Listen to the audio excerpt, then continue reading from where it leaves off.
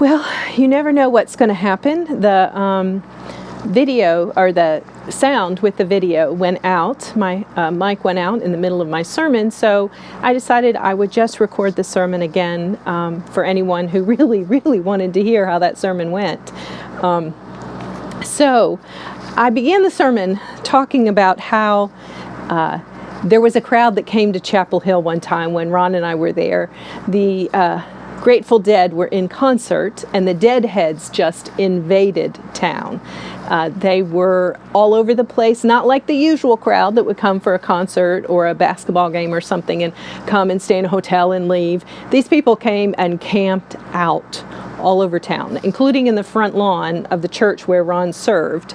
And these Deadheads would follow the band. They were this crowd of folks that wherever the band was playing, they would show up.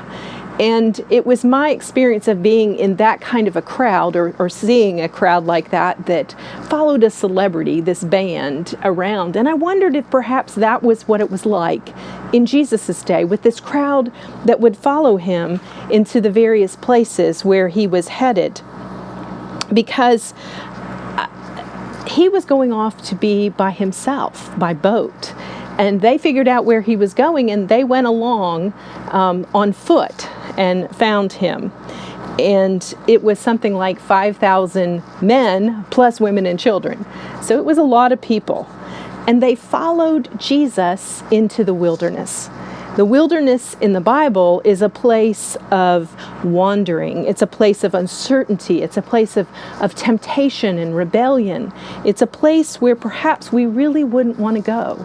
And yet these people followed Jesus into the wilderness. Perhaps because they were desperate for what Jesus could offer. They had come for healing. They had come for a message of hope. And so they followed Jesus into the wilderness without even packing any food to bring with them.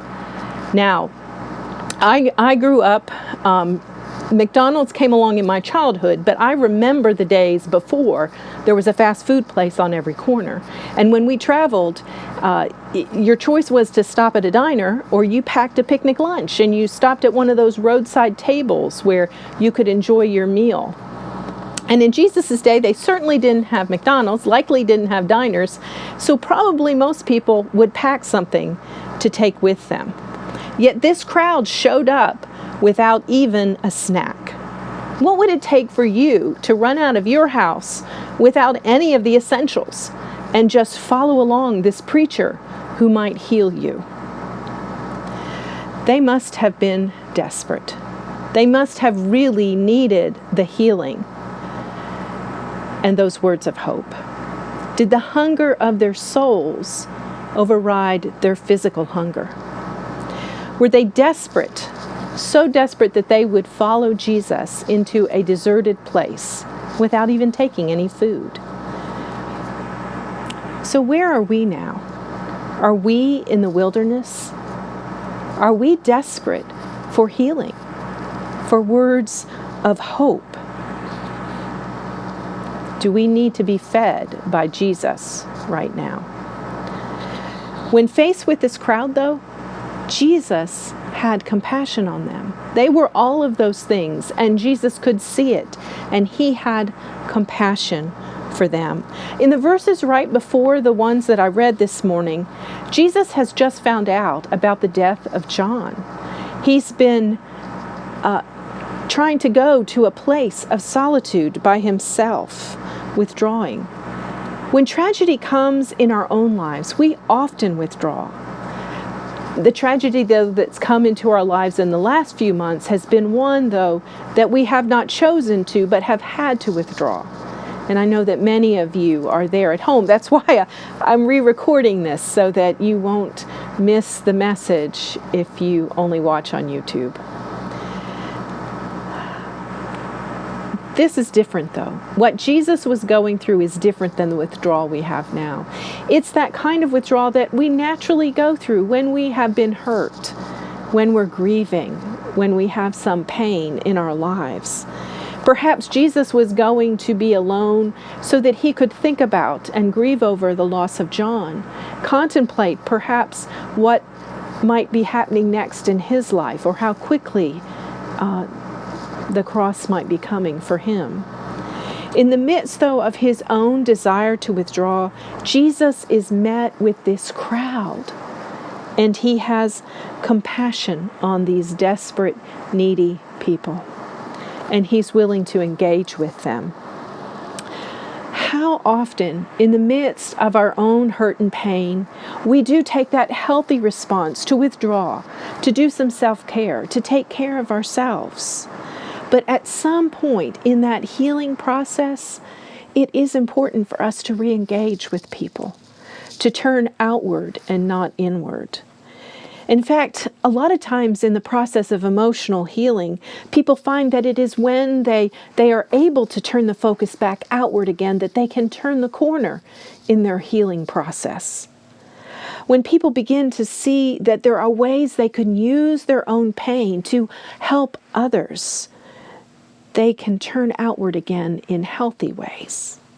How much our burden is lifted when we finally look and see the burdens of others that we might help them to bear. Jesus has compassion on the crowd, and he heals them. But the day grows long, and stomachs begin to growl, and people are now hungry. And this is where the disciples come into the story, the part of the story that so often I have been focused on as I've preached this passage. Jesus says they don't need to send the people away. He turns to the disciples and said, "What do you have? You can feed them." By saying this to the disciples, Jesus is in some way calling them to change their idea of their own power in the world. They had been limited in their thinking about what was possible and what they could do. In the other Gospels, the disciples question whether they're to go and actually purchase food. They've had this limited vision about what was possible in that moment. And Jesus calls them to expand their vision of what they could accomplish. Do we have a limited vision of what is possible with God?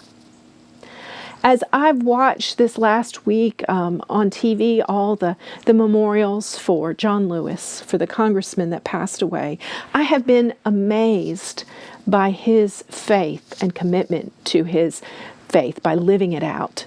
Now, whatever you think of his politics, you cannot disagree that he was a person who truly believed he could live out God's love, and he sought to do that in so many ways. And what impresses me most are the stories of him as a young man. I knew the story of the March to Montgomery. I knew the sit-ins. There's some other stories about him that I hadn't heard before, but all of them illustrate his unwillingness to see himself as limited to being a sharecropper's son. He understood the power of God's love and grace that could be at work in the world, and he sought to live that out. He didn't allow himself to be limited by what might have seemed impossible in the moment. Jesus calls us to expand our vision of what is possible. What was possible that day was that the disciples were able to give Jesus those 5 loaves and 2 fish. And because of that, with that meager offering, over 5,000 men, plus women and children, were fed.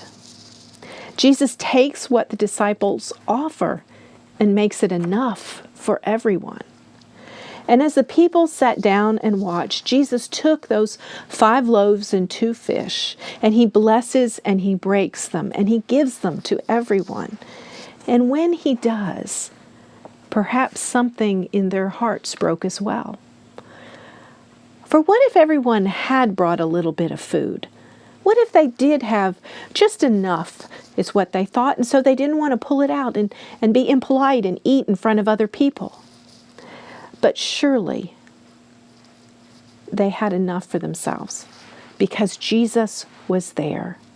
Perhaps here was a miracle in that everyone was able to offer what they had in their own picnic basket. Whether it was a miracle of multiplication or a miracle of generosity, what we know is that Jesus fed everyone with more than enough, 12 basketfuls of leftovers. With words and actions that prefigure the Last Supper, Jesus takes the bread, blesses it, breaks it, and gives it to everyone. And perhaps it was in that moment that all those in the crowd truly knew who Jesus was. Are you feeling a part of the crowd today? Feeling that you might be wandering in the wilderness, looking for a message of hope and some healing, in need of compassion? Come and follow the one who heals and gives hope. Come and offer whatever you have. Know that more is possible and that Jesus makes your offering enough. Amen.